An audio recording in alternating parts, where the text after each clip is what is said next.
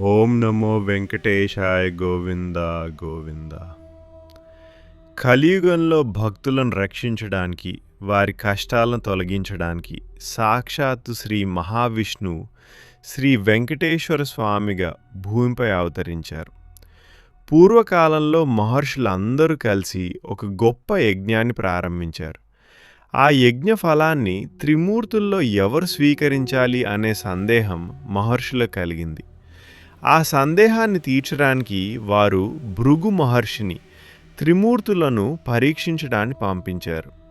ముందుగా భృగు మహర్షి బ్రహ్మలోకానికి వెళ్ళారు. కానీ అక్కడ ఆయన ఆశించిన గౌరవం లభించలేదని భావించి బ్రహ్మదేవుని వదిలి వెళ్ళిపోయారు.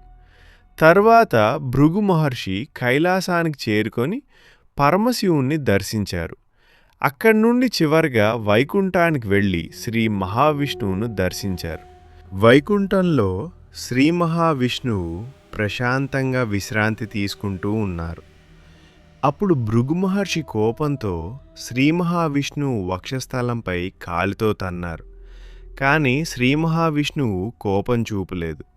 ఆయన ఎంతో ప్రేమగా భృగు మహర్షి పాదాలను పట్టుకొని, మహర్షి, మీ పాదానికి ఏమైనా నొప్పి కలిగిందా అని అడిగారు. శ్రీ మహావిష్ణువు యొక్క క్షమాగుణాన్ని చూసి భృగు మహర్షి తన తప్పును తెలుసుకున్నారు. అయితే శ్రీ మహావిష్ణువు వక్షస్థలం లక్ష్మీదేవి నివాసస్థానం. అక్కడ భృగు మహర్షి తన్నడం చూసి లక్ష్మీదేవి చాలా బాధపడ్డారు. ఆ బాధతో లక్ష్మీదేవి వైకుంఠాన్ని విడిచి భూలోకానికి వచ్చారు. లక్ష్మీదేవి దూరమైన బాధతో శ్రీ మహావిష్ణువు కూడా వైకుంఠాన్ని విడిచి భూమికి వచ్చారు.